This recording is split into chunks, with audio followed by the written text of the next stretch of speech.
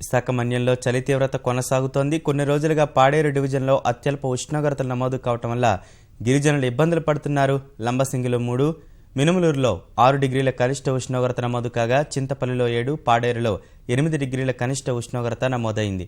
మంచుతో కూడిన ప్రాంతాన్ని చూసేందుకు పర్యాటకులు ఆసక్తి చూపుతున్నారు. అరుదైన చిత్రాలను కెమెరాల్లో బంధిస్తున్నారు.